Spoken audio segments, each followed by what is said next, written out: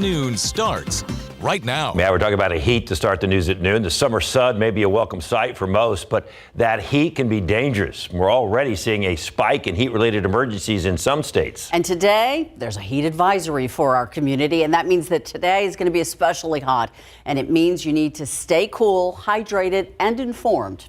Yeah, so here's a look at the symptoms that you should keep an eye out for to avoid any heat-related illnesses. You want to watch for headaches, nausea, dizziness, weakness, muscle cramps, and pain.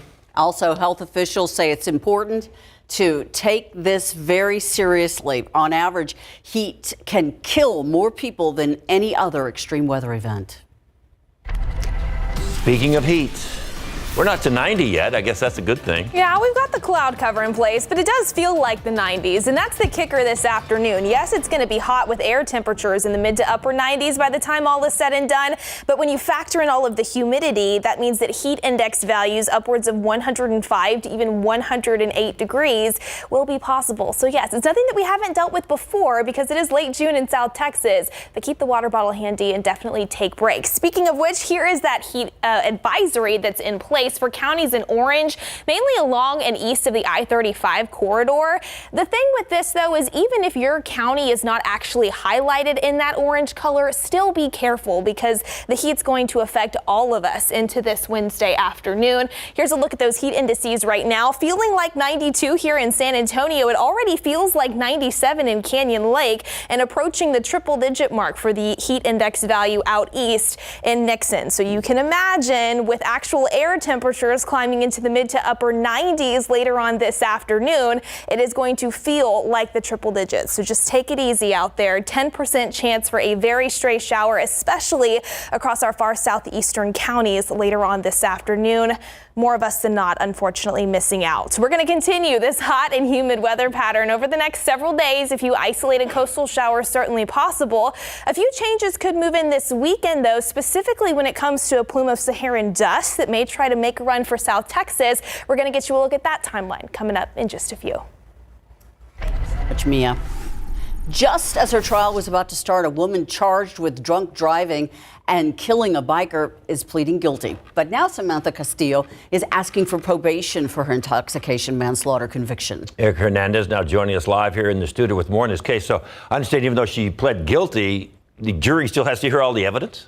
Yeah, that's correct. So they need to hear all the facts before deciding on punishment, and the jury can actually consider probation. Samantha Castillo, back in 2021, was 24 when she was charged with intoxication manslaughter after hitting bicyclist Beatrice Gonzalez. Gonzalez was on the sidewalk in front of Central Catholic High School when she was struck by the vehicle Castillo was driving. Police at the time said she was driving at a high rate of speed and jumped the curb. Castillo was also later named in a $20 million lawsuit along with an unknown bar on St. Mary's that Castillo was at that night. Now, it's been more than 2 years since that incident. While the jury can consider probation, they could also consider jail time, which is anywhere from 2 to 20 years in prison. We'll have more on this case later this afternoon. David, Ursula. Thank you, Erica.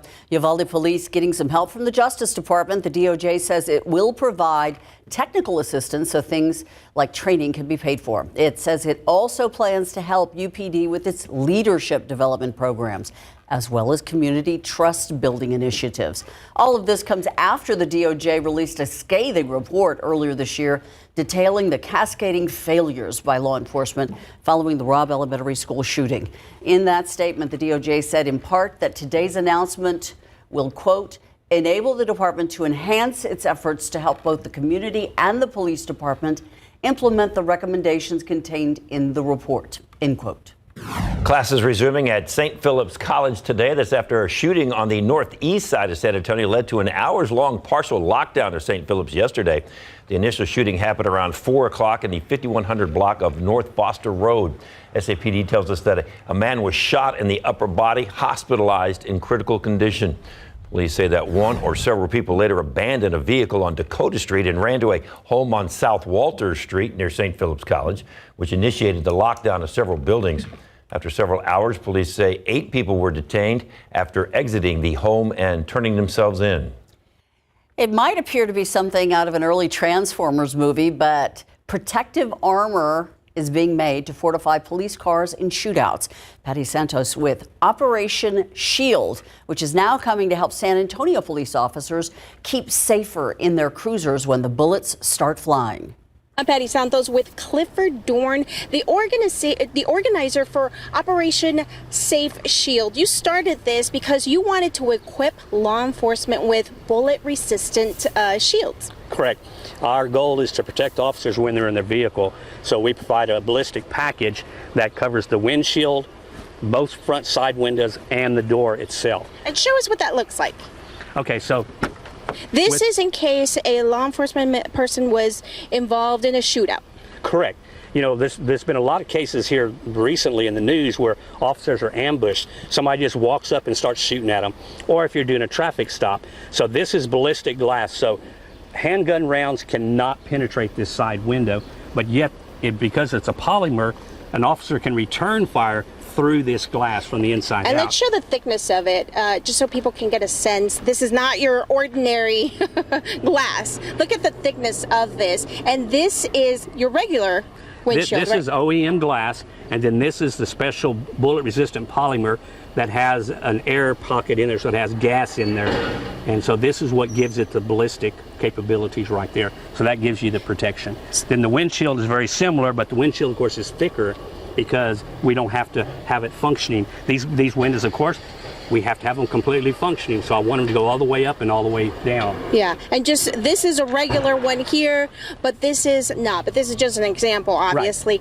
Right. You've already equipped over 100 patrol cars in Texas with this protection? Yes, we've done a little over, I think it's 115 cars in the Brazos Valley. I think San Antonio is looking at doing about 600 cars. So that's going to be several $1 million right there. We're trying to equip all the cars in the 25 departments around Bexar County, all the smaller departments like here at Live Oak, where they don't have those kind of budgets that they can go in. If they only have to do 5 cars, that's still almost $50,000 for them. Clifford Dorn, Operation Safe Shield. This is, maybe a lot of people haven't heard of this, but this is the first time they'll be hearing about it because you want to become known in this community so we can help law enforcement out. We're going to have more on this story on KSAT.com. Patty Santos, KSAT 12 News. Now, we're being told that in the fall, City Council approved nearly $2 million for upgraded patrol car windshields. But the Bexar County Sheriff's Office says they don't have any plans to ask for that same upgrade from county commissioners. A scam alert from San Antonio Police. The department says scammers are pretending to be law enforcement officers.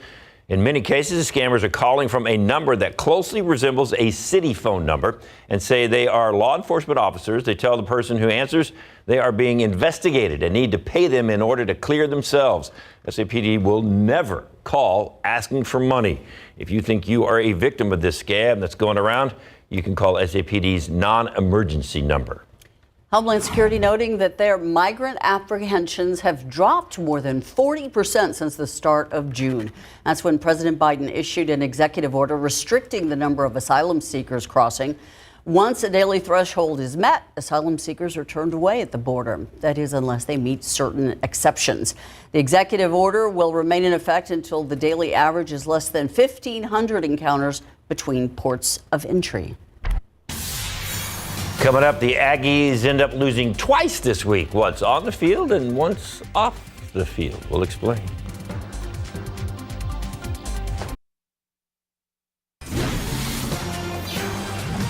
Teachers and other staff working for Judson ISD are going to have slightly more cash in their pockets soon.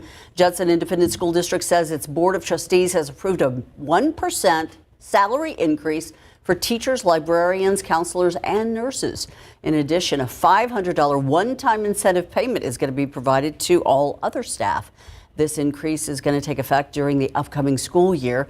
And according to the Texas Tribune, as of 2021-2022 school year, an average teacher's salary at Judson ISD was just over $56,000 a year, which is about $2,000 less than the state average. Outside with live cam. What's that saying? Deja vu all over again? That's it. Same old, same old. That's the one. Yep, this cloud cover that we've got out there right now, it's going to continue to break up a bit more into the afternoons. Another toasty one is on tap. Wish we had a little bit more when it comes to rain. Just a few isolated showers possible, especially near the coast today. This is one of the reasons why we need it so badly. The aquifer down 1/2 of a foot today at 631.8. By the way, in terms of your pollen count, mold's the only allergen present, but they climb now in the high category. We'll have another look at that full forecast coming up.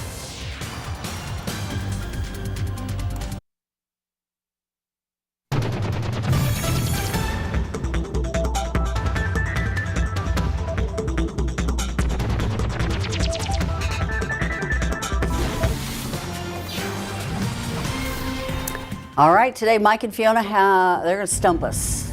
No. They're going to stump Come us. on. No. I mean, everyone, likes pizza. Right. And we have got one of the best pizzas in town, and they brew their own beer there as well. The question is, though, with a good pizza, what do you like with it? Do you like soda, wine, iced tea, water, beer, milk? What's your favorite thing to have? Good question. Soda. Soda? Soda. Ursula? I'm kind of caught between beer and wine, but please don't judge. Well, Wait, No back up. judgment here. Hold on. Do you have wine with pizza? Yeah, Yes, Italian you place, can. yeah. It's Italian. Really? red wine. Yeah. Yes, David. I think it you depends can. on the restaurant, too. Manja, come on. If it's an Italian restaurant, Drink that much. sometimes a good Italian wine or beer. So anyway, scan that QR code, let us know. And again, some of the greatest pizza you've ever eaten. Also, we have more food. Have you ever seen chimney cakes? What is that? Chimney cakes. Okay. They come Chimney from cakes. Romania. Oh, okay. Yes. Okay. What And do you do with those? You eat them, and they're really good because I've already had one. I'm looking for. I got to figure out the strategy to eat it. Just start at one end and just peel it apart. Okay. Yeah. You'll find out when we do. So cool. Well, he already ate his, so now we got to wait on you to show us how to do it. I may have a second. I don't know. So that and more coming up in about 40 minutes. He's always counting down. I know. I am. So. I'm thinking Mia's going to say beer. I don't. Yeah. What do you got, Mia? Too well. I would that's say what- beer. Yeah. Pizza and an ice cold beer is a my pretty kinda good gal. meal. Yeah. Pretty good meal in my and opinion. you don't realize that pizza is Italian? Well, yeah, but I didn't. little Chianti, some. I mean, when you go to an Italian restaurant, pasta and wine pairs well together. So. It might shock y'all, but I don't drink wine. I don't really drink much. That's why I said soda. Okay, that's why Mia's my girl. That's fair. That's Give me the fair. gallon of diet soda, and we're on our way. So bad for you. Diet Pepsi, that's it. All right, what's not great for us is also a lot of the heat that we're going to be dealing with into this afternoon and over the next several days. 87 right now, it now feels like 95 here in San Antonio. I want to show live cam because yes, we've got the clouds still in place for the most part, but when we see a peak of sun in between the two, you can kind of see it there at the top of your screen. The sky is blue, and it will still be that way over the next few days, but into this weekend, high pressure, which is why it's been so hot, it's been centered over the state of Texas for the past few days, that's actually going to move farther eastward, closer to the deep south, and then our winds shift in from the southeast, and that could allow for a plume of Saharan dust to start to move into South Texas by Friday, and then slightly heavier concentrations as we head into Saturday and Sunday. Now, oftentimes this Saharan dust, the biggest impact that we see during this time of year, it just creates a hazy sky, but we also could see some very vibrant and colorful sunrises and sunsets. But sometimes whenever we do have those higher concentrations in place, it can affect those with severe allergies. So just know that's something that we are going to be monitoring very closely into the weekend. We'll of course continue to keep you updated on that. Something else that Saharan dust can do is work against tropical development. In the same vein, I bring up the latest information here from the National Hurricane Center. They are monitoring two separate areas, one in the central Atlantic and near the Lesser Antilles, and then a second one in the Western Caribbean, southwestern Gulf of Mexico, just giving them a 20 and 30% chance for some tropical development over the next 7 days. This is of no concern as of right now, just something to be aware of. And no, we're also going to keep very close tabs on that as well. By the way, the two next names on the list for this year, Beryl and Chris. So we'll keep tabs on it. Until then, it is just more of the same, the heat and the humidity that we're going to be dealing with into this afternoon. A little bit more sunshine expected over the next few hours, 95 by 3 p.m., feeling closer to 105. Forecast high right around 97 to 98. And then if you're stepping out for any Wednesday evening plans, we'll gradually see those thermometers fall into the low 90s and eventually into the 80s later on tonight. It's pretty hot, though, all things considered. Most of us will reach for the mid to upper 90s, maybe even close to the triple-digit mark across our far southwestern counties and closer to the Rio Grande. But when you factor in all of the humidity in place, this is what it's expected to feel like by about 5 p.m. Again, feels like temperatures in between about 105 to 108. So that is why we have that heat advisory in place. Just be careful out there. Keep the water bottle handy and also the sunscreen. UV index is high this afternoon, so it only takes about 10 minutes to develop a sunburn if you don't have sunscreen. Again, copy and paste that into your Thursday, into your Friday. Temperatures still in the mid to upper 90s, feeling even hotter. It's possible we find a few more very isolated pop-up showers across our southeastern counties, very similar to the past several days, south of I-10, east of I-37. Most of us, unfortunately, staying dry, and that's really going to continue all the way into next week. Copy and paste. Exactly. Thank you. Hey, the Spurs are getting ready for their choices tonight. A couple of teams already making some big-time moves before the NBA draft round 1 comes up tonight. And we are in the middle of summer, and some stud football players are already making their college commitments. Coming up.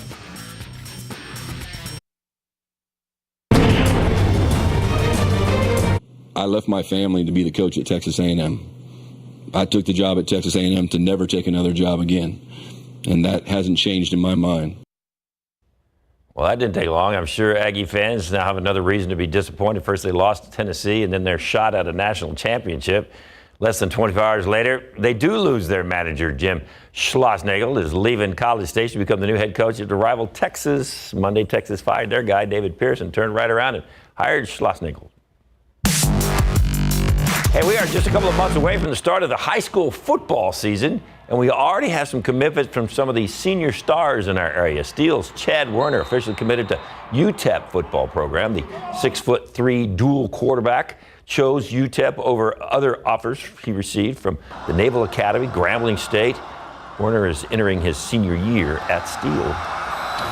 Hey, this is the San Antonio Juniors at the AAU Junior National Volleyball Championship in Florida, the largest volleyball tournament in the world. And San Antonio won 16 Aspire Division yesterday. The squad went 14-0 in the tournament en route to capturing the championship title. And how about this wild deal right before the NBA draft tonight in an offseason that appeared very bleak for the Brooklyn Nets? So they did something about it and just got better. The Nets struck a deal with the New York Knicks, trading away Mikal Bridges for Bojan Bogdanovic and a huge haul of draft picks, which includes 4 unprotected first-rounders. This will reunite Bridges with his 3 former Villanova teammates, Jalen Brunson, Josh Hart, and Dante DiVincenzo. The first round of the NBA draft tonight, Barclays Center, Brooklyn. We're going to be live right there tonight at 5, 6, and 10. Larry Mears is there waiting to see who the Spurs will take with their 4th and 8th pick if they don't trade him, if they choose to keep them. We'll find out. They have a pretty strong team. Yeah. If they keep them. So another couple young guys. We'll see. Team of the future. Mm-hmm. A coffee company is recalling several products because they might contain a deadly toxin. What you need to know is still ahead. And a Lincoln statue is, well, looks like Lincoln's taking a nap, doesn't it? Well, we'll tell you why his head is leaning back. Coming up.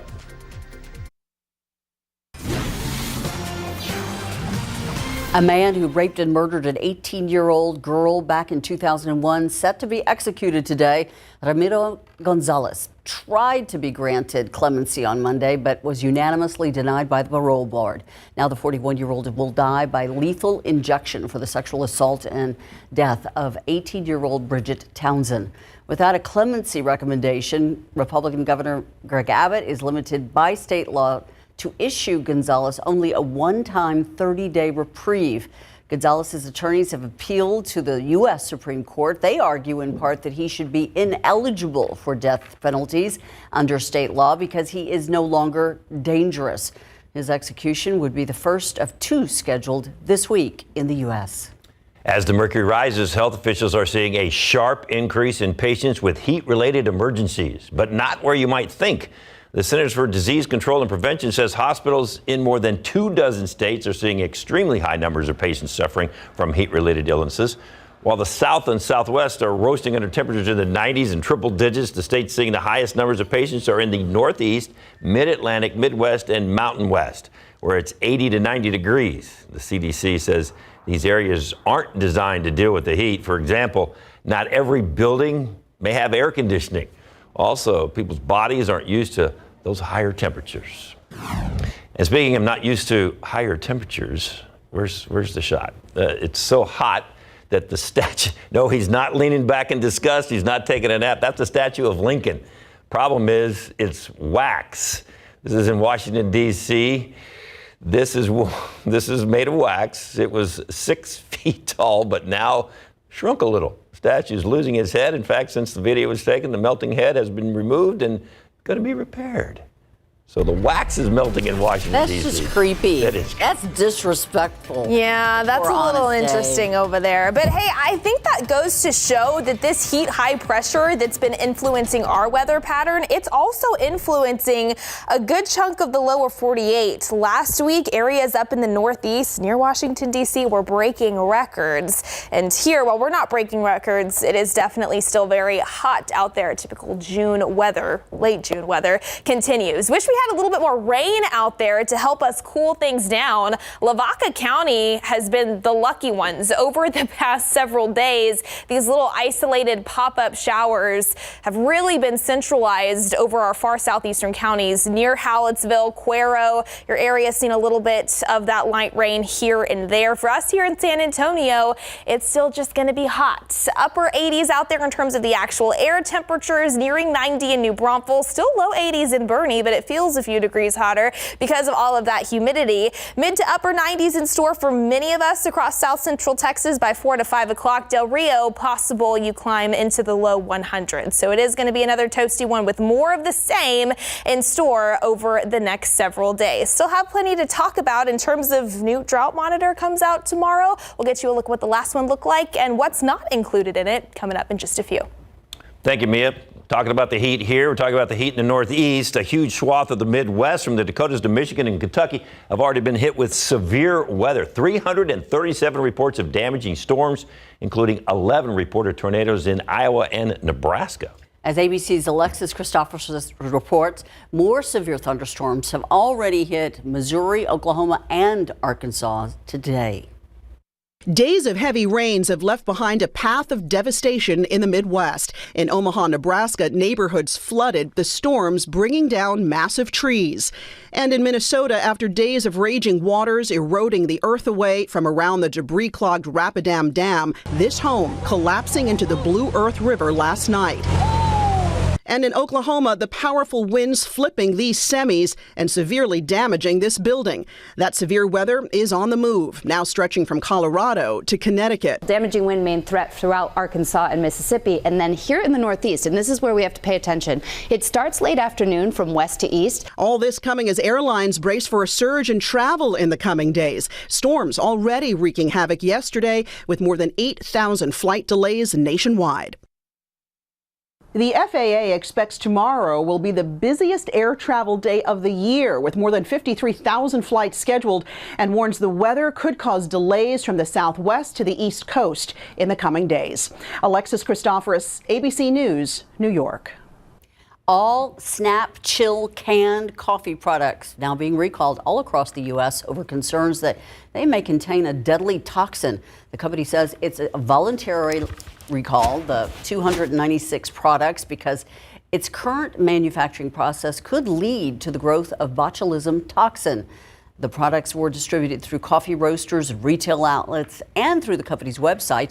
The company said it's not aware of any instances of the products containing that toxin, and there are no reports of customers getting sick yet.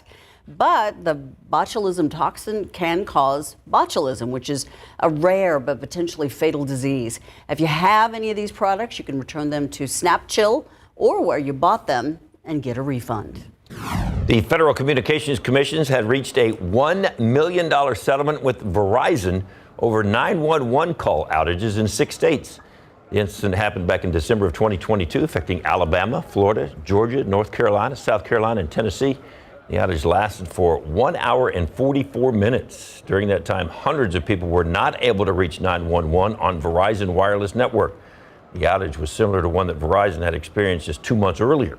The FCC says Verizon violated FCC rules by failing to deliver 911 calls during the December 2022 outage. Social media platforms will now continue getting pressure from the White House and federal agencies to remove what they term election misinformation. Today, the Supreme Court ruled that the Department of Homeland Security can continue to flag posts on Facebook and X that may be the work of foreign agents trying to disrupt the election. Republican officials in 2 states joined up with 5 social media owners in order to file this lawsuit, accusing the administration of engaging in a backdoor campaign of coercion.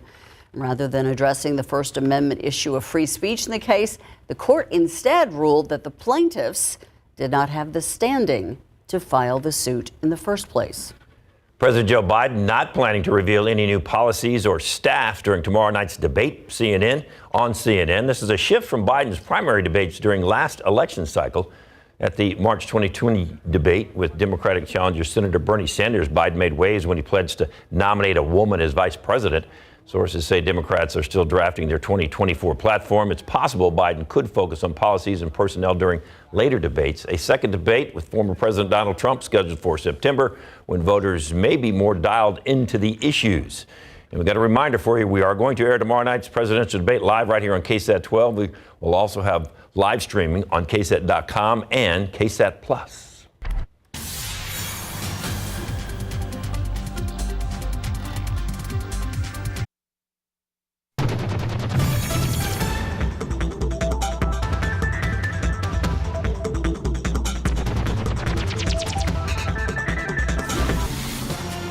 Hidden histories of San Antonio's east side will soon be shown in a new way. The city approving 4 markers for the Denver Heights neighborhood to highlight Black history in our city. Avery Everett spoke to the people behind the project about this push for preservation. There's so much history. San Antonio's east side has thousands of stories to tell. The east side is rich in culture. From the places to the people, Black history is rooted here. But there's community concern that it could be lost as the city changes. Buildings are being torn down, schools are being demolished, and then there's no history of who went there, what it meant to the community at one time. That's why the East Side Markers Project exists, to keep those memories alive. A lot of our older areas have been torn down, and there's no other way to remember somebody other than to place this plaque. The group San Antonio for Growth on the East Side has been working on this project with the city's tax increment reinvestment zone since 2018. Last year, the team placed 3 historic markers in the Denver Heights neighborhood, like this one outside Mount Zion. He actually was a member of the NAACP. A year later, the city approved an additional 4 locations. How would you describe those 8 locations? A mix of emotions. They're at 226 North Hackberry, 506 Montana, 202 Connolly, and 935 Iowa. Plaques have been ordered and should be installed by the fall. It's stepping stones to get here. With so many stories, this is all just a starting point. Every neighborhood has its own story. To memorialize San Antonio's East Side history, one marker at a time. Avery Everett, KSAT 12 News.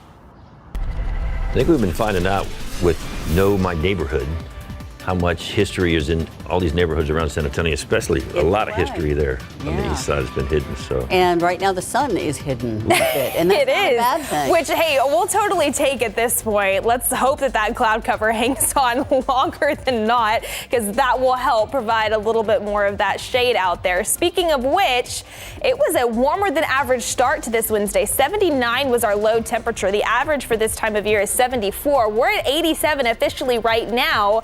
The average is 93. I think we'll be a few degrees above that. Of course, feeling even hotter. Thankfully, nowhere near the record, though, of 106 that was set back in 2012 in terms of our actual air temperature. We'll have another look at that extended forecast coming up.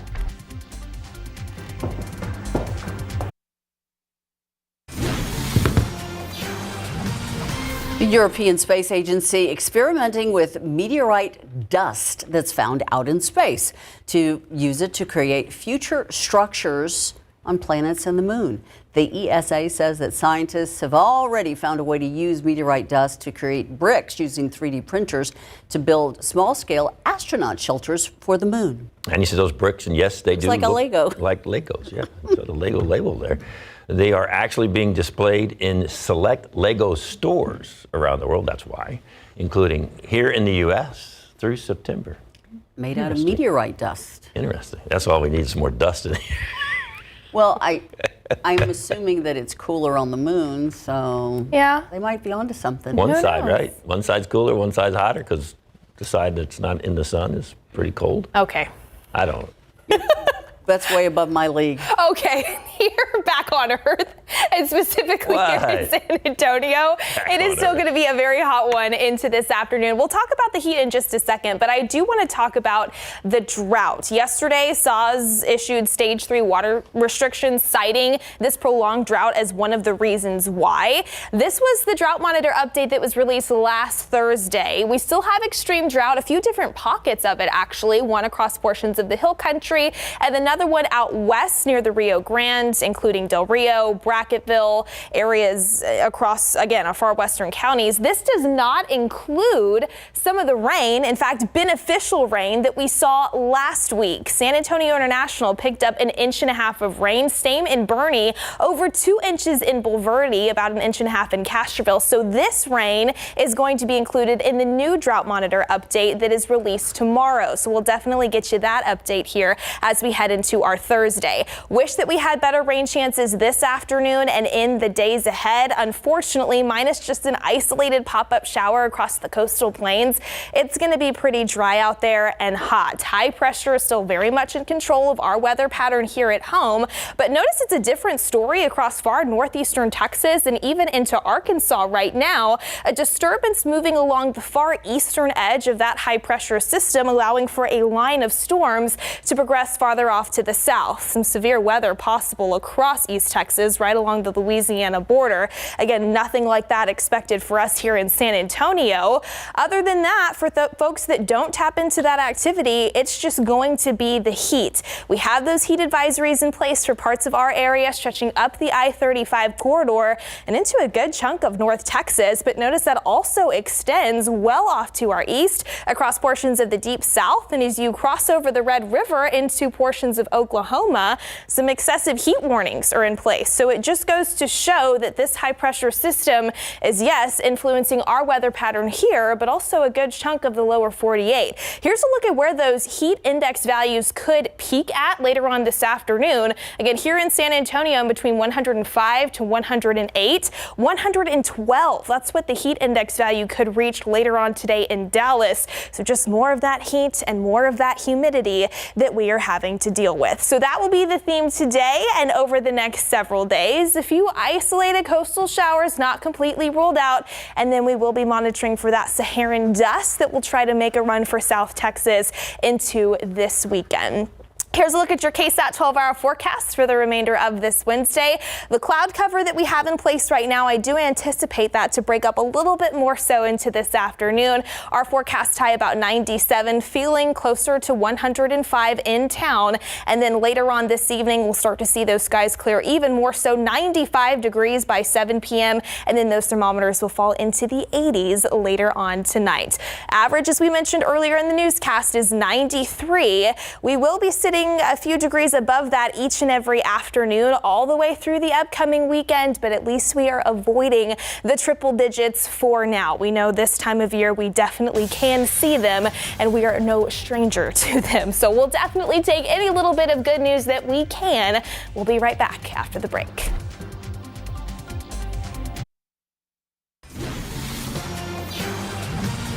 Not only has there been a lot of talk about a new Spurs arena, but also a downtown ballpark for the Missions. And that speculation was added to last week when Bexar County Judge Peter Sakai told us he's willing to start talks on a public-private partnership to make it happen. And it appears that Mayor Ron Nirenberg is on it too. I'm glad to hear the county say that, because that's what's necessary to make sure that the Missions have a new ballpark for the future to remain present here in San Antonio. I have had discussions with the Missions about what a new ballpark could look like and what would be required from the city. We're continuing. And that was just a portion of our Q&A interview with Mayor Nirenberg on KSAT 12 News at 6 last night. You can watch our full interview on KSAT Plus right now. It is a big day for basketball fans, especially Spur fans. The NBA draft kicking off in just a few hours. Larry Mears in Brooklyn ahead of the big night, giving us an update on the San Antonio Spurs and how draft night might look for the Silver and Black tonight. Last year it was cut and dry. We knew the Spurs were going to select Victor Wembanyama, but this year that's not the case. We really have no idea what the Spurs are going to do. With 2 top 10 picks, though, they certainly have options to maximize Wemby's abilities. ESPN NBA draft analyst Jeremy Wu says the way Wemby plays on the court certainly makes it easier. His versatility, being skilled, having the size to play multiple positions, the cover that he gives you defensively, you can do a lot of different things. So I think the biggest thing will be continuing to have good spacing around him. You want to be able to give him space to operate. You want to put shooters on the floor to let him, if you double team him, he can pass over the double team, like to maximize that. And defensively, he can cover for guys who are not as, good of defenders, just having him out there. So, where they land in this draft, where there's a lot of guys who are very different skill sets, I think will be interesting to see. It's going to be fun seeing how it all shakes out tonight, live right here on KSAT 12. Back to you in San Antonio. I will look forward to that. The 4th and the 8th pick. What are they going to do? First round of the draft starts at 7 o'clock from the Barclays Center. It's going to be live right here on KSAT 12. Second round tomorrow night. All right, let's head over to SA Live, and Mike and Fiona You just made it. In heels. You should have seen her running through Market Square here. And the reason why she ran is for something really, really tasty. All right. We, of course, have got Holland here. And tell us about this kind of pizza, because we've never had it before on this show. Not on this show. This is a sourdough crust pizza. So we're going to go thin slice on it. Delicious, great tanginess, and you get that flavor all the way through that dough. And the nice thing about it is the sourdough pizza, as well as all of their beers that they make there, and whatever flavor of beer you like, they have it, and they brew it right there. And speaking of washing that pizza down, we want to know what goes best with pizza as far as a drink. Is it beer? Is it wine? Milk, water, soda? Weigh in and let us know, and you may see how that shakes down during the show. Yes, okay. They had to do this on my waning days on the show. Well, retirement stinks, Mike, okay? And we have some baby skunks here from Animal World and Snake Farm Zoo. And you know what? We're going to tell you how you can enter a contest to name them. And we also have Mike's other favorite animals on the show. Yeah. 2 of them.